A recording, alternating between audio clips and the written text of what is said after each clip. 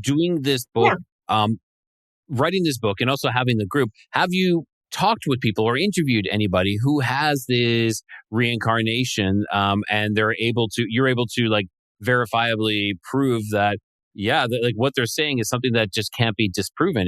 Have you talked to anybody about that? Because I know we did say, there's people who's like, I've been, Marilyn Monroe, and well, there's not really a way to actually prove that. But have you talked with anybody that they were able to provide information that perhaps no one else would know? It's hard because, first of all, on the Marilyn Monroe thing, the way I look at it is if you're having a past life memory, it's happening for a reason and there's a message in it, right? And so ultimately, does it have to be true? Do you have to prove it? It doesn't matter. If it helps you live your life better, if it gives you a message, if it's something that,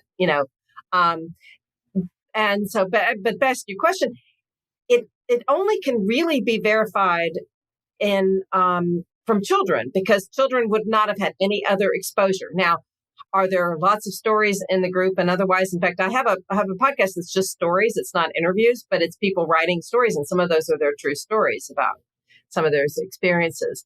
And I write about, in my book, A Love Story to the Universe, I have a past life that's about this, because it's written from the point of view of the upstairs and like, how do you get this person together with this? And it's kind of, whimsical and fun. So it's hard as an adult, but I'll give you a spoiler for my novels, because one of the big premises of the novel is, and it's really kind of the framework you don't find out until the end, so it is a sort of a spoiler, is that what they did in a previous lifetime is they left behind something that only their future self could find. Oh, that's interesting. That no one else could find, but they could only find it in their next lifetime. And they did it as a way to prove to the world that it's real. Like, that would be pretty freaking cool. That would be. You set up an experiment in this life. So yeah, you set up an experiment in this life so that your next self can confirm the truth behind this. Be like, yeah, there's only one way. That's right. And only your next self, would remember it. And you leave clues. So that's what they did. So it's like this, Da Vinci Code type of clue thing, but it's a reincarnation thing where they leave clues, and then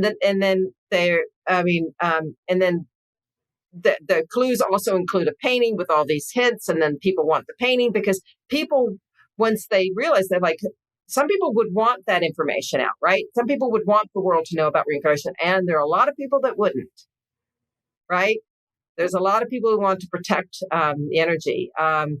But I always like to joke and say, and I say this a little tongue in cheek, but it's kind of like obvious, is when people ask about Christianity, and yes, there's places in the Bible and all that stuff, but isn't the whole returning of Christ coming again? Yeah. Reincarnation? Maybe possibly, it's reincarnation. Maybe possibly sooner than we know. How else is that going to happen, right?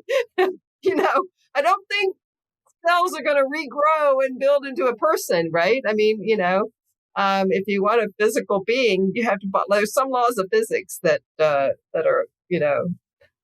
So I think, and then you can get into really weird stuff, like, we go there in the group. It's called Life is a Trip, by the way. It's a Facebook group, Life is a Trip group,